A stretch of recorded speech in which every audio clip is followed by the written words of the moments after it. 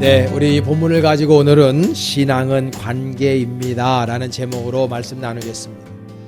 우리 한번 말씀 제목 함께 우리 나누겠습니다. 시작. 신앙은 관계입니다. 자, 우리 한 번 더 해볼까요? 신앙은 관계입니다. 네, 그렇습니다. 우리가 어떤 것에 오랫동안 노출되어 있으면은요, 거기에 익숙해지고, 그렇게 되다 보면은 우리 마음 안에 자꾸만 이거 고정관념이라는 것이 생겨요.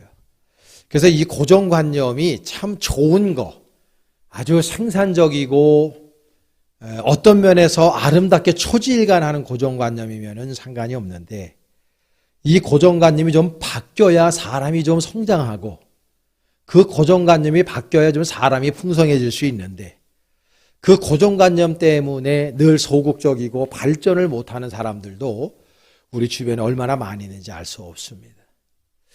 우리 한국 사람들이 가지고 있는 고정관념 중에 그런 게 있어요. 서양 음악이 국악보다 낫다. 그래가지고 바이올린을 막 하는 사람들은 와, 그런데 가야금 하는 사람들은 저 옛날에 태어났으면 기생할 거다, 이런 생각하는 사람도 있어요. 그래서 이 서양 음악이 뭐 베토벤, 슈베르트는 이야기를 많이 하는데, 우리나라의 국악은 무시하는 경향이 은근슬쩍 있어요. 고정관념입니다. 이 백인이 흑인보다 우월하다. 그래서 이 백인들은 어줍지 않게 우리 동양인들마저도 유색인종들에 대해서 굉장히 인종차별을 결정적일 때 합니다. 아주 잘못된 것이죠. 남자가 여자보다 좀 우세하다. 이런 것들은 어찌 보면 고정관념이라기보다는 제가 표현하기는 고장난 관점이다, 저 이렇게 생각하고 싶어요. 잘못 생각하는 거지. 우리가 신앙생활 할 때도 마찬가지고 삶을 살아갈 때도요, 우리들의 그 고정관념 때문에 사실 그 고정관념이 바뀌면 사람이 좀 나은 사람이 되고 참 멋있는 사람이 될 건데, 그 고정관념이 사람들을 망치는 경우가 얼마나 많이 있는지 알 수가 없습니다. 2009년도로 제가 기억을 하는데요, 미국의 그 PGA 골프 투어가 있는데, 그 PGA가 완전히 발칵 뒤집힌 해였습니다. 그때에 PGA 중에서 메이저 대회들이 있는데, 그 중에서 유명한 메이저 대회가 챔피언십 메이저 대회. 여기에서 우리나라의 양용은이라는 사람이 우승을 했어요. 저 그림 보면 뒤에 타이거 우즈라는 사람이 전 세계에서 골퍼들은 다 아는 사람입니다. 최고 유명한 사람인데, 저 친구를 이기고 우리나라 양용은이 챔피언십에서 메이저 대회에서 1등을 해버린 거예요. 저 때만 하더라도 서양인들이 동양인 가운데에서 골프로 우승을 할 것이다 생각한 사람 한 사람도 없었어요. 고정관념이죠. 그거를 양용은 씨가 깨버린 거예요. 그래서 그때 이후로 우리나라 사람 최경주뿐만 아니라 많은 사람들이 지금도 거기서 활동하고 있고, 일본 사람들도 많이 활동하고 있습니다. 심심치 않게 우승도 합니다. 고정관념을 깨버린 것이죠. 이제 고인이 됐습니다만 우리가 잘 알고 있는 앙드레 김, 이분 같은 경우에는 원래 배우가 되는 게 꿈이었다 그러죠. 그래서 배우 수업을 받고 그러다가 이분이 파리의 여인이라고 하는 영화를 본 거예요. 근데 거기 보니까 여배우들이나 남자 배우들이 패션이 너무 이쁜 거예요. 그래서 이 사람이 거기에 마음에 확 꽂혀가지고 배우 되는 길을 접고 이분이 패션 디자이너의 길을 가게 돼요.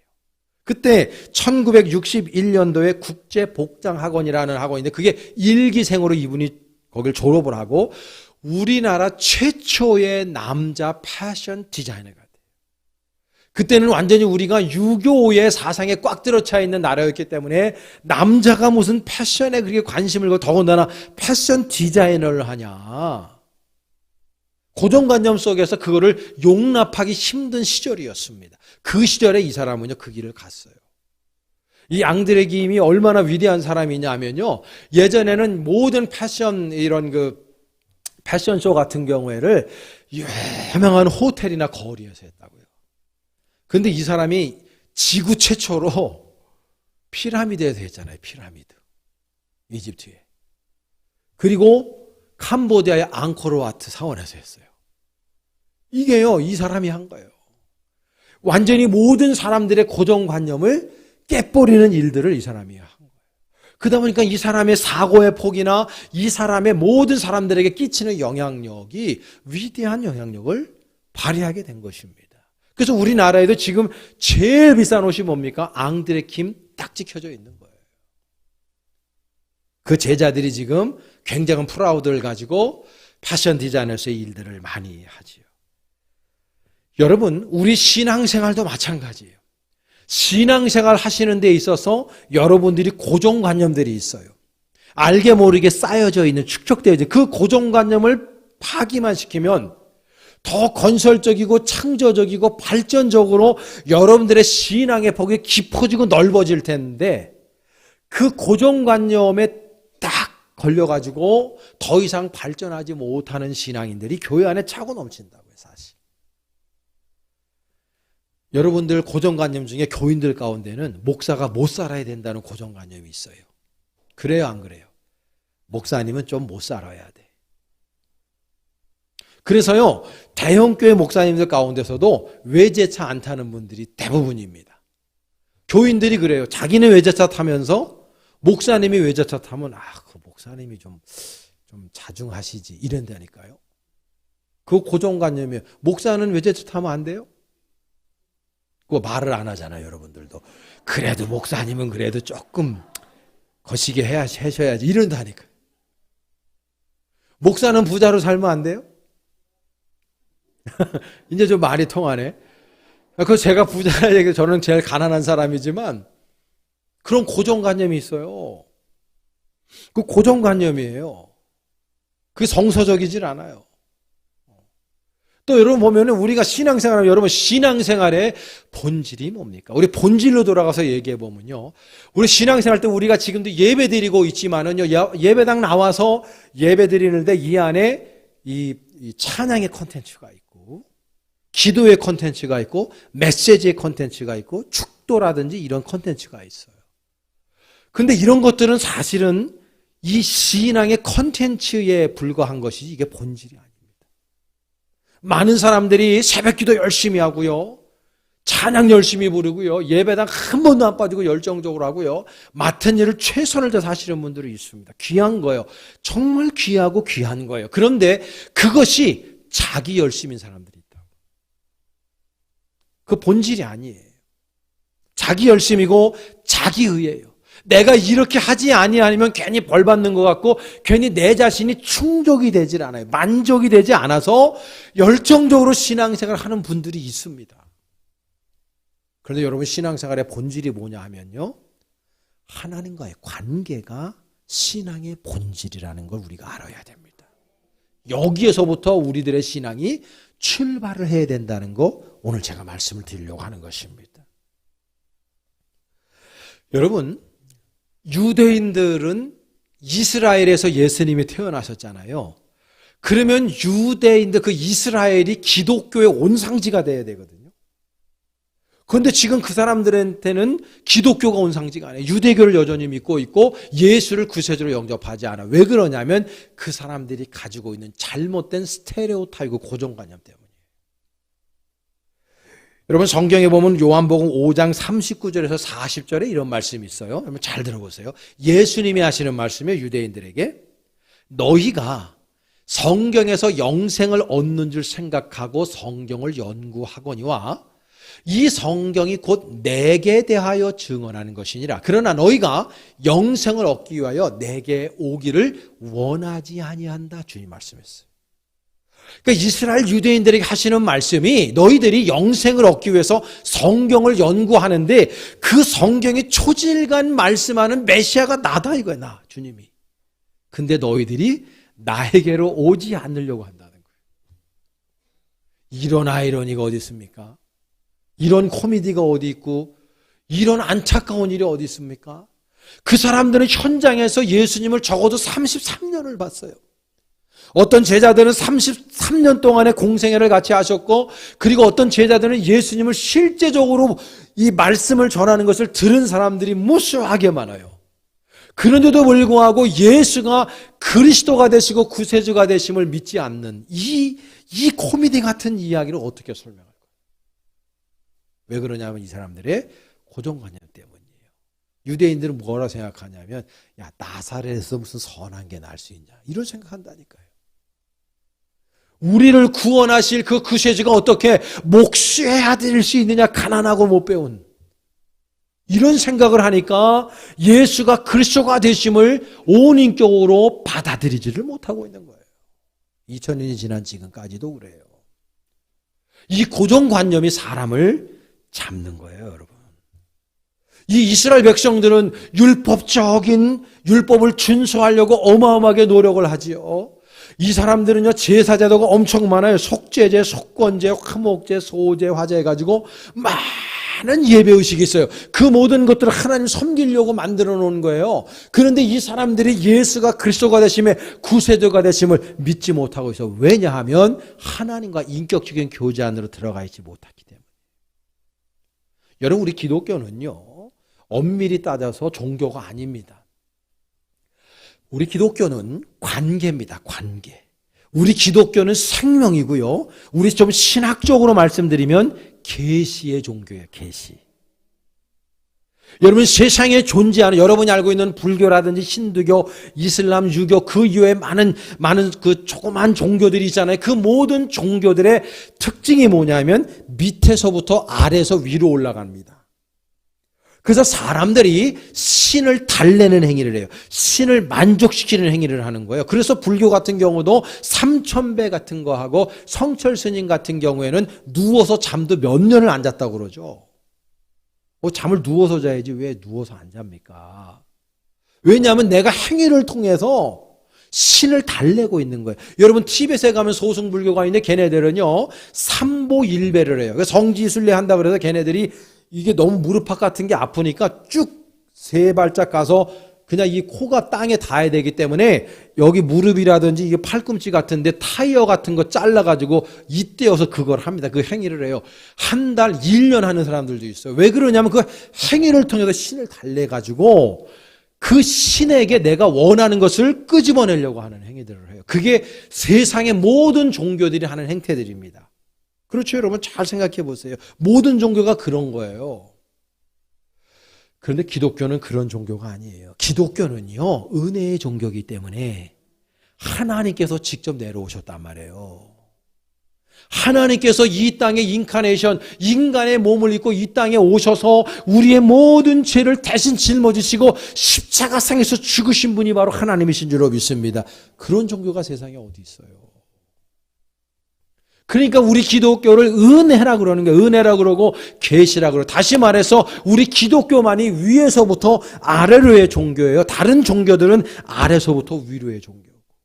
그렇기 때문에 우리 기독교는 세상 사람들이 말할 때 종교학으로 하나 구분해서 기독교를 그 안에 집어넣고 그렇게 이야기하는 것뿐이지, 사실 우리 기독교는 종교가 아니죠.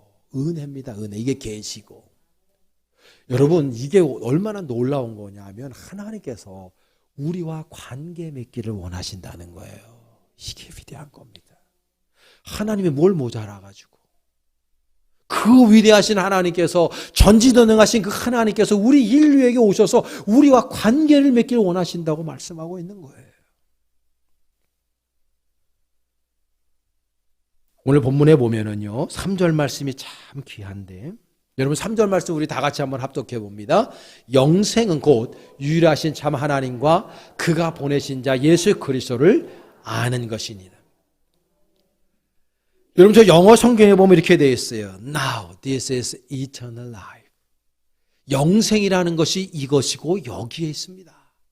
That they may know you. 당신을 아는 것이 영생이래요.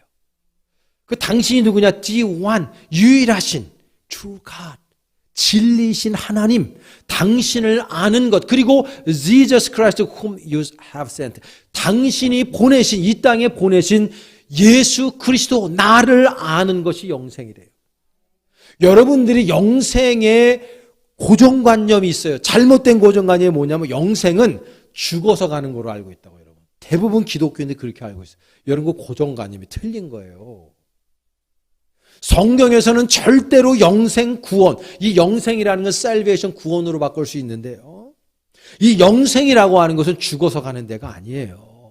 영생이라고 하는 것은 이미 이 땅에서 우리가 살아낼 수 있는 겁니다. 그래서 성경은 영생을 오는 세대라고 그러는 거예요. 오는 세대. 우리에게 임하는 세대라고 그러는 거예요. 영생은 우리가 죽어서 가는 게 아니라 그 영생이 우리에게 임하는 거예요. 하나님의 나라는 우리가 가는 게 아니라 그 하나님의 나라가 우리에게 임하는 거예요. 그 여러분들의 고정관념을 바꾸셔야 된다. 그런데 그 영생이 내 삶 속에 임하기 위해서 어떻게 되느냐? 하나님과의 관계가 중요하다는 거예요. 이게 본질이라는 거예요. 본질. 우리 여호와 하나님 아버지와 깊이 있는 영적인 관계를 가질 때 내가 이 세상에서 이미 나는 영생을 살 수 있다고 성경은 우리에게 말씀해 주고 있는 거예요. 여러분 오늘 본문에도 보면은 여호와를 아는 거, 주님을 아는 거, 이 알다라고 하는 표현이 히브리 말로 야다, 할라말로는 기노스코라고 하는 유명한 말인데요. 이거는 부부관계를 통해서 부부관계처럼 아주 친밀한 관계 안으로 들어가는 것을 이야기해요. 그러니까 하나님 아버지께서 우리와 관계를 맺으실 때 어떤 관계를 맺기를 원하시느냐? 가장 깊이 있는 친밀한 관계를 맺기를 원하시는 거예요. 이런 하나님이 세상에 어디에 있습니까? 그러니까 우리가 하나님과 깊이 있는 영적인 관계 안으로 들어가면 어떤 현상이 발생이 되냐면 하나님 아버지께서 주시는 신적인 생명력으로 내가 채워져요. 근데 하나님과의 관계가 올바르지 않으니까 하나님으로부터는 하늘의 자원으로 채워지지 않아요. 그러니까 인간들이요, 땅의 자원만 가지고 살아가려고 노력하는 거예요. 그 사람들이 돈 그러고 사는 거고, 스펙 그러고 사는 거고, 이 땅에서 그래도 좋은 직장에 사업해가지고 돈 많이 벌고 성공하려고 그렇게 노력하고 힘들게 사는 거예요. 왜냐하면 땅의 자원으로만 살려고 하니까. 이 땅의 자원은 한정적이고 제한적이란 말이에요. 누군가는 벌면 누군가는 잃어요. 그러니까 누군가는 부를 축적하는데 누구는 날마다 빈자로 살아가야 돼요. 여러분 지금도 우리가 지금 설교하고 있는 지금 이 예배 드리는 이 시간에도 1초에 5명씩 굶어 죽고 있는 거 아십니까 여러분? 누구는 살 빼려고 노력하는데 누구는 1초에 5명 못 먹어서 아사하고 있다는 걸 사실을 알아야 돼요. 왜 그러냐면 사람들이 부익부 빈익빈, 땅의 자원으로 살다 보니까 누구는 엄청나게 부자로 사는데 누구는 여전히 가난하게 굶어 죽고 하루에 한 끼를 먹기가 힘들어가지고 지구상에서 20억의 인구가 밤에 잠을 잘 때 배고픈 그 배를 부여안고 잠을 잔다는 거 아닙니까 여러분? 왜 이런 현상들이 벌어지냐면 사람들이 이 땅에서 욕심을 부리기 때문에. 왜 그러냐? 하늘의 자원을 누리지 못하기 때문에. 하나님과 깊이 있는 영적인 교제 안으로 들어가지 못하니까 건설적이고 창조적이고 성숙한 삶을 못 살고 나 중심적이고 이기적이고 그런 삶을 살아가는 거예요. 나누지 못하고 베풀지 못하는 삶을 사람들이 살아가고 있는 거예요. 여러분 요한복음 15장 5절의 말씀에 우리 귀를 기울여야 되는데 우리 다 같이 한번 합독해 볼까요? 시작. 나는 포도나무여 너희는 가지라. 그가 내 안에 내가 그 안에 거하면 사람이 열매를 많이 맺나니 나를 떠나서는 너희가 아무것도 할 수 없음이라. 아멘. 예수님께서 뭐라 그러냐면 당신이 포도나무고 우리가 가지래요. 여러분 가지가 포도나무에서 떨어져 나오면 열매도 못 맺을 뿐더러 이건 불쏘시개나 쓰레기밖에는 안 되지 않습니까? 성경에 보게 되면은 많은 비유를 하나님께서 하시는데 우리 하나님과 우리 주님과 우리와를 남편과 아내로 비유하시든지 아버지와 아들로 묘사하시든지 오늘 본문에 있는 것처럼 포도나무와 가지로 그렇게 비유하시든지 목자와 양의 개념으로 비유하시는 경우가 굉장히 많지요. 여러분 지금 제가 말씀드렸던 그 개념들을 생각해 보세요. 부부, 목자와 양, 아들과 아버지, 포도나무와 가지. 이거는요 뗄래야 뗄 수 없는 관계 아닙니까? 그렇죠? 이건 동전의 양면 같은 이게 뭐예요? 결국은 이 지구상에서 인간이 가질 수 있는 가장 최고의 관계들만 지금 비유로 들고 계신 거예요. 깊이 있는 관계죠.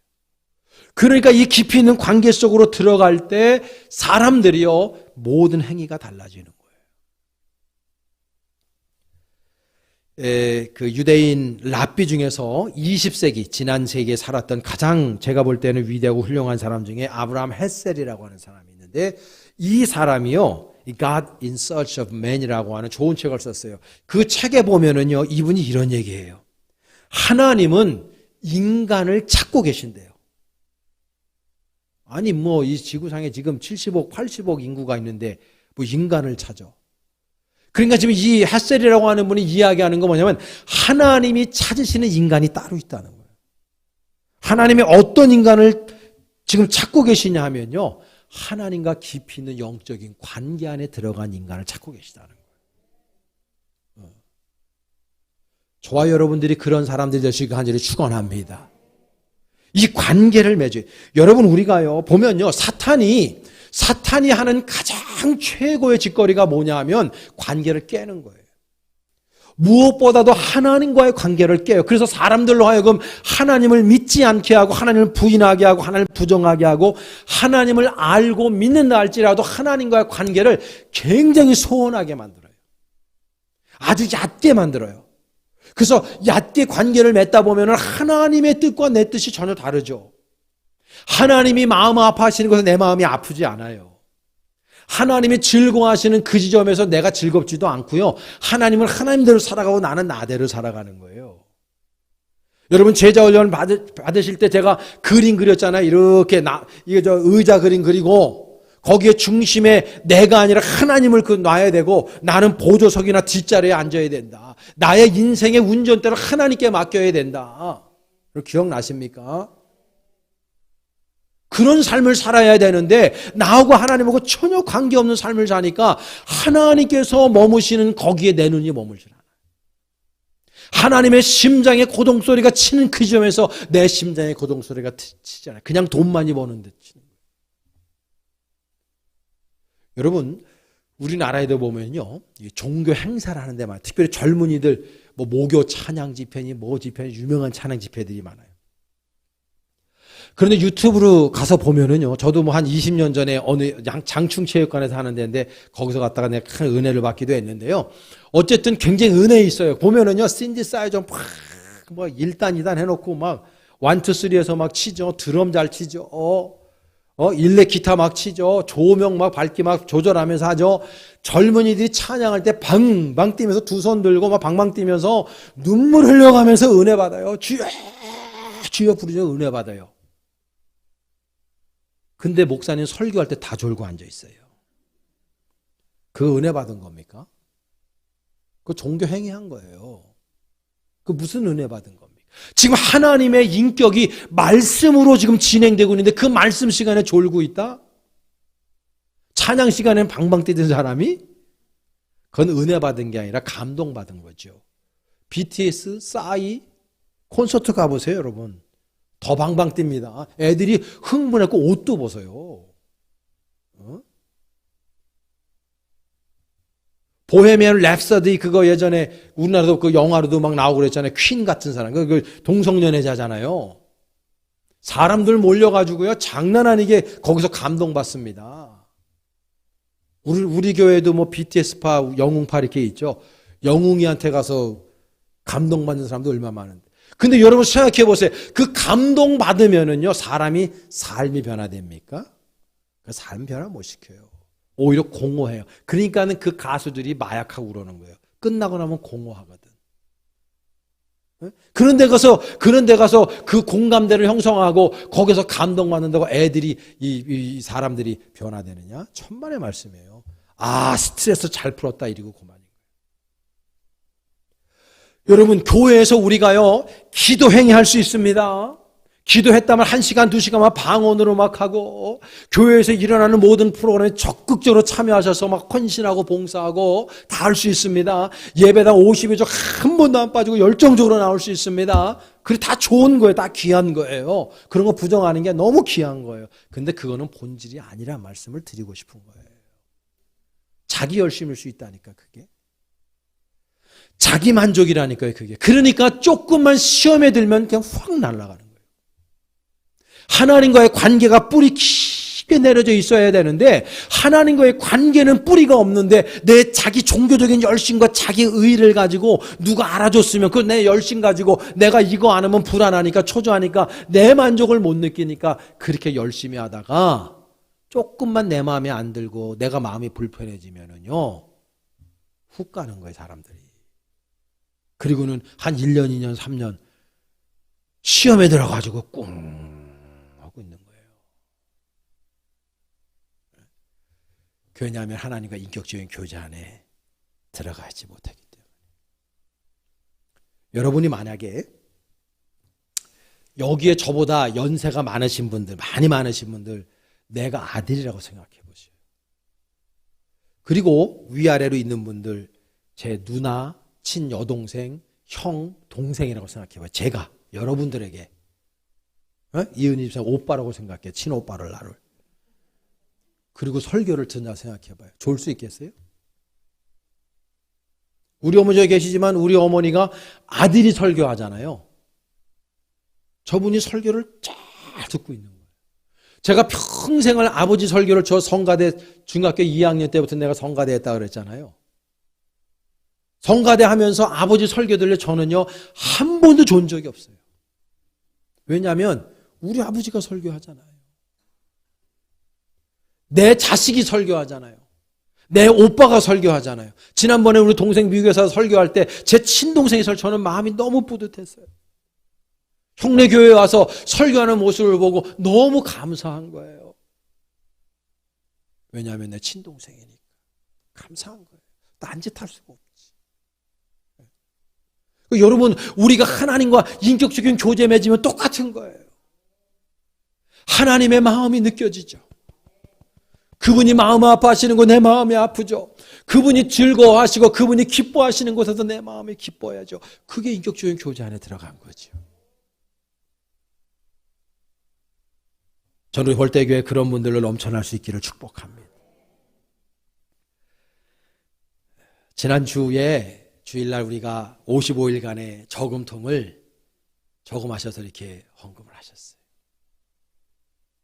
근데 거기에 우리 사역자들이 다 제가 뽑아가지고 이렇게 좀 적으라 그랬더니 전도사님 한 분이 와서 목사님 55만 원 한 분이 있다는 것이고 55일간 매일 10,000원을 드린 거예요. 좀 손 들어보세요. 그 누군지. 무명으로 해서 무명. 혹시 좀 겸언적으로 그러면 꼭 우리 전도사님한테나 부목사님한테 말씀 좀 해요. 내가 밥을 한 끼 살게. 무명으로 하신 분들이 많더라고. 다 귀해요. 다 귀한데 대표로 내가 주머니 사정이 좋지 않으니까 다 사드릴 수는 없고 그분 만나서 제가 식사 한 끼 대접하려고 그래요. 그냥 대표로. 저도 그 생각 못했거든. 귀하잖아요.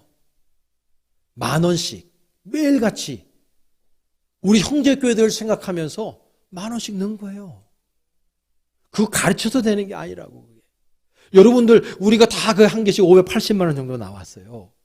참 귀하죠. 여러분 다 대단하신 분들이 너무 감사하고요.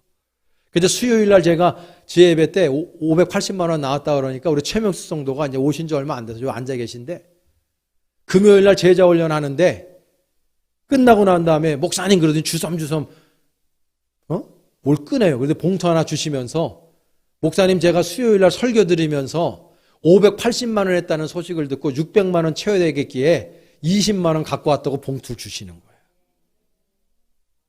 교회가 어떻게 돌아가는지를 알고 계신 거예요, 저분이. 새신자가. 내가 지금 여기에서 무슨 역할을 감당해야 되는지 아는 거예요. 왜? 은혜 받고 있거든요. 너무 은혜 받고 있으니까 그 받은 은혜를 표현하는 거예요, 그렇게. 참 귀한 거죠. 어제는 어떤 교회 신방했더니 목사님 봉투 하나 주면서 선교 헌금인데 목사님 마음대로 쓰세요. 2천만 원을 주시더라고요. 저를. 그 제가 여기 들고 왔어요. 이거 오늘 헌금 드리려고. 내가 이거 하루 동안에 또 잊어버릴까 봐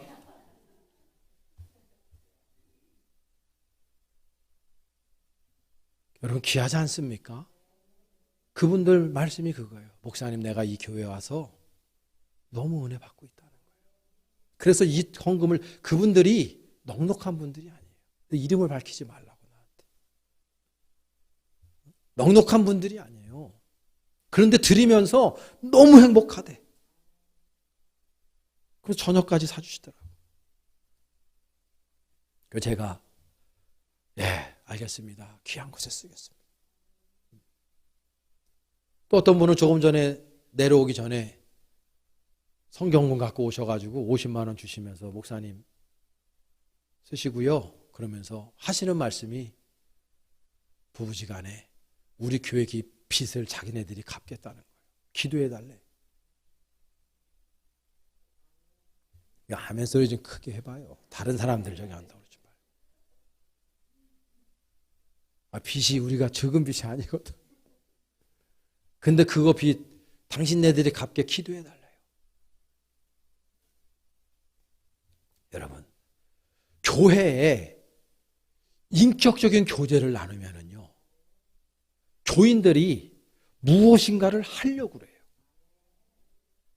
이게 인격적인 교제가 이루어지지 않으면 안 하려고 그래요, 자꾸. 뭘 자꾸 안 하려고 그러고, 뭘 하자 그러면 시험에 들어요, 오히려.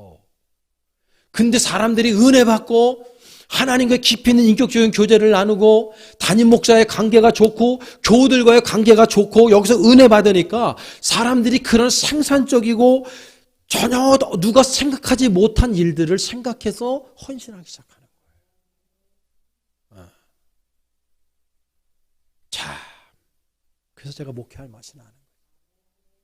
저보다도 어찌 보면 믿음이 더 좋아요. 귀한 거예요. 여러분, 신앙은 왜 관계라 그러느냐? 그래서 관계라 그러는 거예요. 여러분, 하나님과 관계를 깊이 있게 가지시기를 축복합니다. 여러분, 목회자와의 관계를 깊이 있게 하시기를 축복합니다. 여러분, 우리 교우들과의 관계를 깊이 있게 하시기를 축복합니다. 하나님의 사랑으로, 주님의 은혜로 우리 깊이 있게 관계를 맺으면서 주님 안에서 이 땅 살아가는 동안에 이미 우리는 영생을 체험할 수 있어야 된다 생각을 하는 거죠. 여러분, 우리 참 힘들고 버거운 인생을 우리 살아내고 있지 않습니까? 여러분, 일주일 동안 얼마나 고생하면서 치열하게 세상을 살다 오셨습니까? 정말 교회가 우리의 영혼을 치유하고 우리의 상처 입은 마음들을 치유하고 좀 피곤한 육신들의 쉼터가 되어야 되지 않습니까? 그래서 우리는 먼저 하나님과의 관계를 깊이 있게 해야 돼요. 예배 자리에 나올 때 여러분 느껴야 돼요. 하나님이 여러분들을 품에 안아주고 있다는 거. 일주일 동안 고생했다. 수고했다. 하나님께서 여러분들의 머리를 쓰다듬어 주시고 여러분들을 그분의 품에 안아주시는 그 하나님을 여러분들이 경험하고 느끼시기를 간절히 축복합니다. 여러분들이 목회자를 보면서 기쁘고 제가 여러분들을 보면서 기쁘고 우리 교우들이 서로 보면서 허깅하면서 보고 싶었다고 서로 안부를 묻고 서로 주님 안에서 성도의 교제를 나누는 그런 아름다운 교회 우리에게 만들어 갔으면 좋겠습니다. 여러분, 신앙은 믿음은 관계입니다. 하나님과의 깊이 있는 관계, 우리 교우들과의 아름다운 관계를 이루어내셔서 여러분의 인생이 이미 영생을 체험하며 경험할 수 있는 놀라운 인생 우리 모두가 살아낼 수 있기를 간절히 축원합니다.